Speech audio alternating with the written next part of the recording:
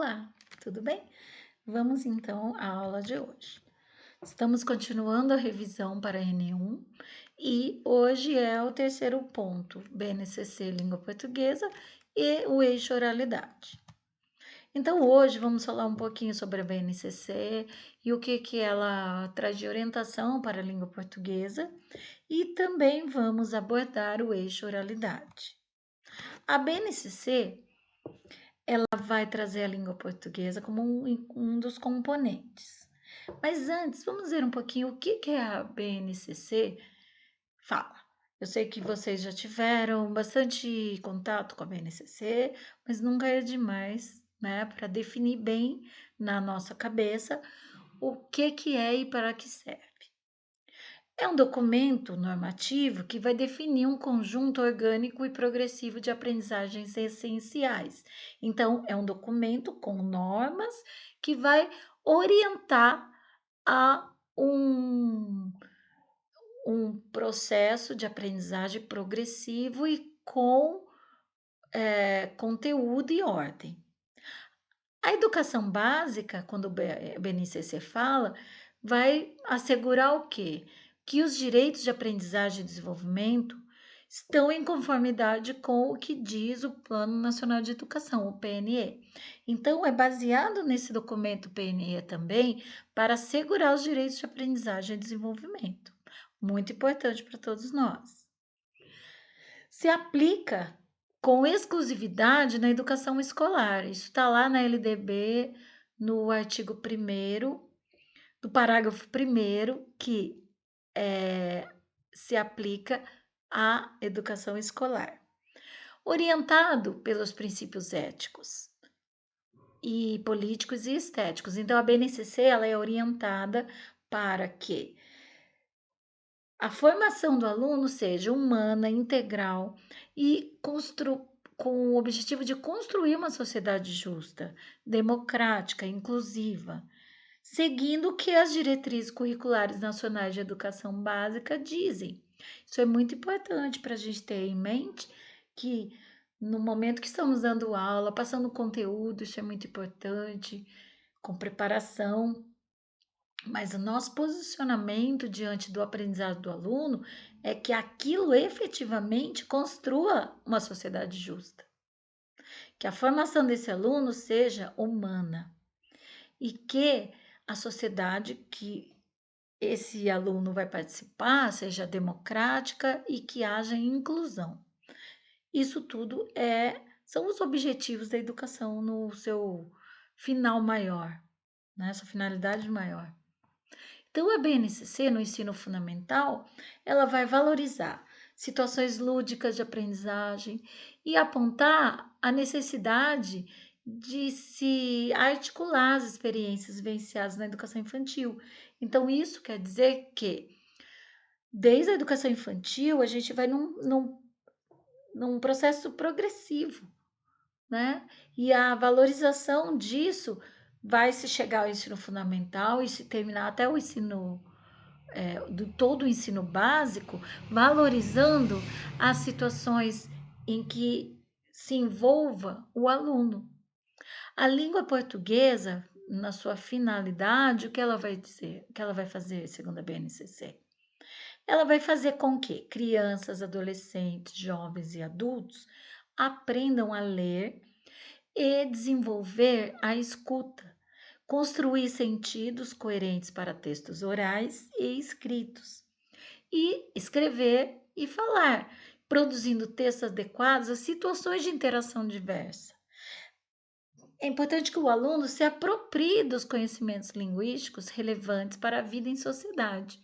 Então, todo o aprendizado na língua portuguesa leva a isso, a que o aluno, de forma integral, se apodere da sua língua e a utilize nos momentos de sua vida, em todas as situações, adequando aí a cada uma o seu registro.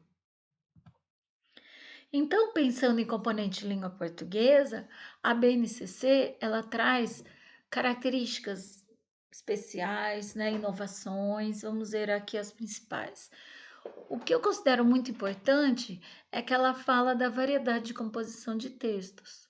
O texto, segundo a base, né, nossa nova orientação, o texto vai articular o verbal, né, letras escritas ali, o visual, imagens, gestual, sonoro, música, o tato, a expressão corporal.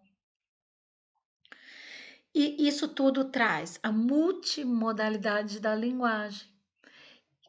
E deve ser considerado desde lá, dentro da prática do letramento também, no seu uso ali da língua. A gente vai chamar de textos multissemióticos, né? Textos com diversos tipos de expressão. Então, isso é uma novidade também na BNCC. A gente não considera texto somente a escrita ali, né? A gente considera texto as expressões. E dentro da língua portuguesa. Ah, mas não está escrito em português ali, numa foto. Mas as expressões retiradas daquilo, a interpretação que a gente traz daquilo, que a gente exercita, faz o aluno exercitar, vai ser produzida pela língua portuguesa. Então, é sim um meio de comunicação que tem relação forte com a língua portuguesa. O que mais? De importância é o diálogo que a BNCC faz com os documentos anteriores, PCN, etc. E orientações curriculares, né, com o PCN. Esse diálogo, ele vai observar o que existia, atualizar a partir de pesquisas da área e também inserir as transformações práticas que a língua vem sofrendo. E o que a gente vai ver forte ali na BNCC? A presença de elementos que mostram o desenvolvimento das tecnologias digitais de informação e comunicação. Então, o meio digital, as expressões digitais, tecnológicas estão presentes na BNCC, em todos os componentes, mas na língua portuguesa isso vai aparecer como expressões de linguagem. Centralidade do texto é outra coisa importantíssima. É a unidade do trabalho, é o texto. Tudo que vem em volta, né? Os conteúdos específicos, tem o texto como centro. E o texto, ele não vai aparecer do nada, ele tem relação com o momento que foi desenvolvido, as condições de desenvolvimento, os contextos. E a partir do texto como centro, a gente vai ver o uso significativo da linguagem. Em leitura, escuta, produção de texto, oralidade no momento da leitura mais alta, por exemplo, ou expressar alguma opinião sobre o texto, e é tudo em volta do texto. E as várias mídias, semioses, tudo envolvendo o texto. Aí, no caso, pode até ser uma imagem, a partir daquela imagem considerada texto, todas as atividades se desenvolvem. Então, isso é muito importante, porque desloca a atenção do que antes, por exemplo, regras, né? Regras gramaticais, palavras soltas, ortografia solta, sem nenhum texto. Quando a gente traz para a centralidade o texto, faz muito mais sentido para quem está lendo, para quem está aprendendo e para quem está ensinando também. Nisso, nós vamos ver os eixos de formação. Então, são os eixos que eu dividi. Essa divisão ela é meramente para uso de estudo, planejamento. No momento da prática, a gente muitas vezes vai articular os eixos, né? É muito importante essa articulação. Então, oralidade, leitura e escuta, escrita e produção de texto e análise linguística e semiótica. São os 4 eixos e eles todos estão ali no componente língua portuguesa. Hoje veremos a oralidade, amanhã a leitura. A oralidade, que também pode ser considerado sinalização, se considerarmos alunos que utilizam libras, sinalizando, né, sem som, mas é uma expressão física. vai compreender práticas de linguagem que ocorrem em situação oral ou de sinalização. Não esqueça que eu não vou ficar citando, mas está presente. Pode ter contato face a face ou não, por exemplo, uma gravação. E pode ser na aula, aula dialogada, um recado gravado, um seminário, um debate, apresentação de programa de rádio, entrevista, declamação de poemas, contação de histórias, dentre outras atividades. Então, a oralidade ela está presente no nosso dia a dia como uma das mais importantes, né? Mas na escola ela deve ser vista como algo de grande importância. Na BNCC é orientado que a oralidade ela tem a mesma importância dos demais eixos. Então, nós temos uma certa hierarquia, né? Então, o status ali, a escrita sempre teve o status mais alto no aprendizado e também na própria sociedade. Mas a BNCC está modificando isso daí, a escola é o lugar onde vai se modificar, né? Esse estereótipo aí de que a oralidade é algo muito solto. Muitas escolas, professores e familiares de alunos supervalorizam ainda a produção escrita e vão considerar que as atividades orais são de menor importância. Mas o professor, ele deve estar atento para essa mudança, essa nova proposta que a base faz, trazendo a oralidade como algo que tem um papel fundamental na formação do aluno, da criança e do jovem. A oralidade, ela pode ser regularmente explorada em pequenas discussões em torno de textos, por exemplo, né? Na sala de aula, a utilização de ações que vão estimular os alunos, posicionamento a respeito de texto, opiniões, né? Desenvolvimento de atividades individuais ou coletivas a partir de um tema, roda de conversa, roda de discussão, jogral, representação teatral. São diversas as atividades. E o que é importante, né? Estimular e exercitar no aluno a sua expressão, a expressão de seus pontos de vista, de suas ideias, e debater as divergências, né? Negociar, argumentar, relatar experiências, tudo servindo como exemplo, como exercício de atividade oral. Cantar, declamar, representar também. A expressão oral deve estar presente em todo o processo de aprendizagem. Então, quando eu falar articulação, muitas vezes uma expressão oral pode também ser desenvolvido a partir daquilo num texto escrito. Pode-se acontecer isso e deve acontecer. O que não deve acontecer é a valorização extrema da escrita em relação às atividades de oralidade. Isso que a BNCC não quer que ocorra. A oralidade, ela também pode estar presente em situações de leitura oral, né? Leitura em voz alta dos textos dos alunos, na realização de projetos de oficina de produção textual, o aluno produz e depois lê, aí a tal articulação que eu falei. Os alunos também podem participar de sarau, mostra, feira, exposição, apresentando a sua produção ao público visitante, né? Muitas vezes até uma feira de ciência, o momento que ele está exercitando ali, explicando o que ele fez, é uma atividade de expressão oral e está dentro ali do eixo oralidade.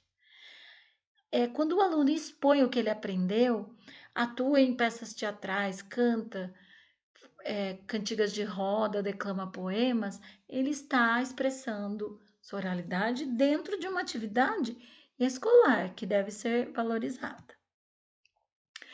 Todas essas atividades orais, elas vão desempenhar um papel importante na interface leitura e escrita. Então, a atividade oral, ela vai estimular, vai trazer, fazer sentido a leitura e a escrita também. Além do que os alunos gostam muito, então acaba sendo uma fonte de prazer e ludicidade, porque a atividade oral ela traz a espontaneidade. mais do que a atividade escrita, que é mais formal.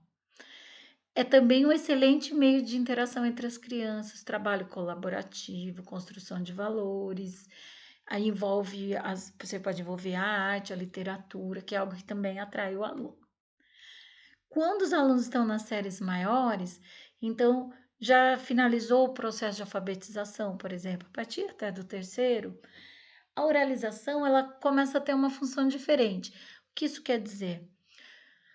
Na educação infantil, a oralização é maior, né? Ela está mais presente, porque o aluno não desenvolve ainda um texto escrito. Mas, quando ele começa a desenvolver o texto escrito, quando ele se apodera do sistema alfabético, né, alfabetizado, ele continua a ter que exercitar a sua oralidade e ela passa a ter uma função diferente. Então, sempre, né, no processo ensino-aprendizagem, a gente vai ver a importância do aprimoramento da leitura e da escuta, a oralidade presente nesse aprimoramento, como reflexo disso tudo. E aí, o que nós vamos ver agora? É algo bem importante que é o seguinte: a oralidade, as atividades que eu falei, muitas vezes elas podem ser livres, ou elas podem parecer que não tem muitas regras, muitas características. Isso também faz com que seja desvalorizado, né? Esse eixo. Mas, quando nós observamos bem, vemos que existem os gêneros orais. Então, cada expressão oral que eu falei, ela tem características próprias, assim como os gêneros textuais. Elas são, de certa forma, gêneros textuais. O fato de uma criança ou um adolescente falar muito ou ter desenvoltura para falar não garante necessariamente que ele tenha facilidade para falar em circunstâncias profissionais e sociais. Então, muitas vezes, o falar solto nem sempre está exercitando a oralidade. O que a escola tem como função é organizar, auxiliar ali o aluno a organizar o seu texto oral, né? A partir de quê? De exercício, de atividade, da valorização da prática oral. E atualmente a expressão oral tem sido cada vez mais valorizada e muitas vezes é um critério decisivo para a profissão, né, profissional. Então é algo que lá a escola, desde o começo, deve exercitar e estimular esse tipo de atividade. Em algumas situações, as práticas sociais de linguagem são regradas e a escola pode desempenhar um importante papel no sentido de criar vivências que permitam conhecimento e apropriação de falas mais padronizadas. É o caso dos gêneros orais públicos, como a discussão em grupo, a exposição oral, o seminário, a entrevista oral, o debate regrado e muitos outros. Só um minutinho.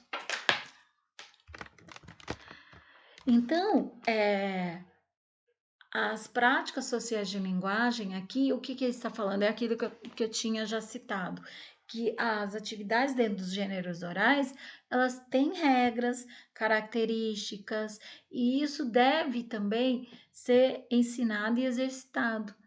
Então, a atividade oral, ela pode ser uma avaliação, por exemplo, né? Os gêneros orais, eles vão possuir características, estrutura, regras, procedimentos próprios e muitas vezes eles também são acompanhados de tomada de notas, troca de turnos, a vez de quem fala, uso de equipamentos, gravadores, filmadoras, projetores, tudo isso, cada gênero, cada atividade vai se transformar num gênero e vai ter sua exigência. Há também a apropriação de estruturas linguísticas específicas, como eu concordo, eu discordo, eu concordo em parte. São ferramentas de uso ali dentro do gênero que o aluno aprende a articular e aprende, e isso auxilia ele a desenvolver melhor sua atividade oral. São muitos os gêneros orais públicos que podem ser trabalhados na escola, desde o primeiro ano. Conversa telefônica, até o áudio, né, do WhatsApp, né? Recado de secretária eletrônica, diálogo de teatro, poema, trova, cantigas orais, vídeos, né? Vídeos também. Nos anos seguintes, o trabalho deve continuar. Aí vai ficando mais complexo um pouquinho. Discussão em grupo, entrevista oral, debate com regras, até chegar aos gêneros mais complexos ainda, que é o seminário, o debate deliberativo e a mesa redonda. É importante que se entenda que trabalhar a oralidade não é suficiente. E do mesmo jeito que trabalhar apenas gêneros orais, eles não, da mesma forma, não é suficiente também. Todos os eixos, eles têm que estar presentes para um auxiliar o outro. O trabalho conjugado de gênero de oralidade com gêneros orais públicos é que vai garantir que o aluno não apenas se expresse bem, mas ele desenvolva uma boa leitura oral. Então, tanto o trabalho de oralidade livre quanto o aprendizado de gêneros orais regrados, os dois são importantes. E a expressão oral pública, ela vai ter essa necessidade de uso adequado de gêneros orais. E como eu mostrei, estruturas linguísticas específicas, tudo faz parte ali do conteúdo. A BNCC, ela deu um passo muito à frente em relação às práticas de expressão oral, porque ela trouxe gêneros diferentes além da modalidade escrita.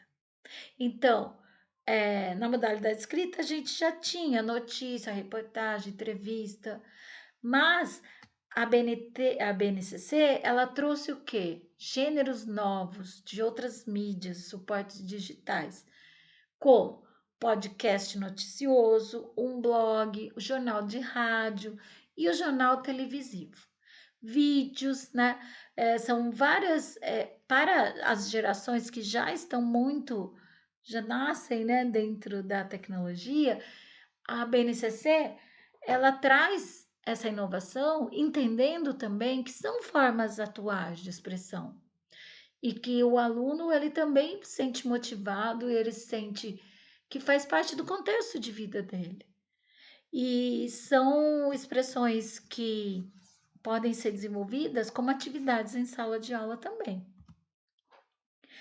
Então, a BNCC ela traz muitos desafios, né?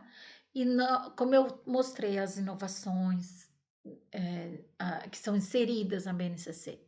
E cabe a nós, educadores, conscientizar as famílias de que a produção de texto não vai se restringir apenas o que é escrito e corrigido pelo professor, mas é um conjunto de práticas, tanto orais quanto escritas, que vão preparando os estudantes para os desafios do futuro. E o que ele vai encontrar no futuro, né? A tecnologia, as novas expressões de escrita, as novas expressões orais, de registros. Então, a educação aí tem que se preocupar em se atualizar, como a BNCC fez. Então, acabou. Muito obrigada. Na próxima aula veremos a parte 4. Até lá!